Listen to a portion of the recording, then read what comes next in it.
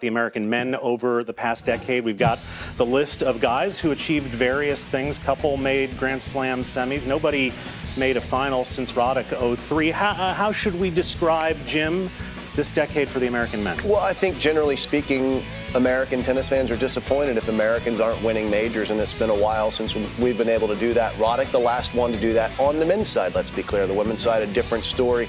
Roddick retired just a few years back, a tremendous career that he had, but by and large, the biggest reason that this happens is because of the dominance of the Big Three and the Big Four. It's just been tough for anyone from any nation to break through. Hoping this next decade has a little bit more force on the men's side. Yeah, I think one of the things that we forget is the Big Three and the Big Four and how much they've dominated. I think one of the things that's great about our country is that we all expect winners all the time. We've gotten a little bit spoiled. I was unfortunately living through the era of Jimmy Connors and John McEnroe, and I'm just a small town guy from East Hampton that got to 12 in the world, and I was pretty excited about that, but it really wasn't up to what we're used to. And then all of a sudden, Jim Courier and Pete Sampras and Andre Agassi and Michael Chang, and then you get in those rhythms for a country like this, the expectation grows.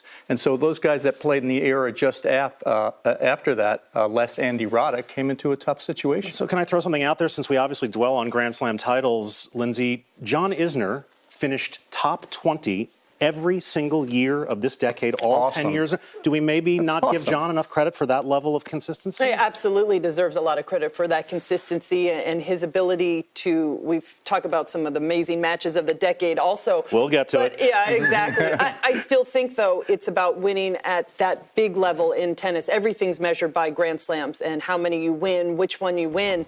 And it's been a tough period for the men in that regard. I think it takes one of these guys. It didn't happen with Roddick, but I think with this next generation, it's going to take one of them to break through at that highest level. And then I think you're going to see the waterfall effect and see it trickle down to the other players and their belief, their work ethic, and then more good things will come. And maybe we can just expand to North Americans and yeah, put the Canadian guys in there, because they're pretty talented. Good time to be a young Canadian, men and women.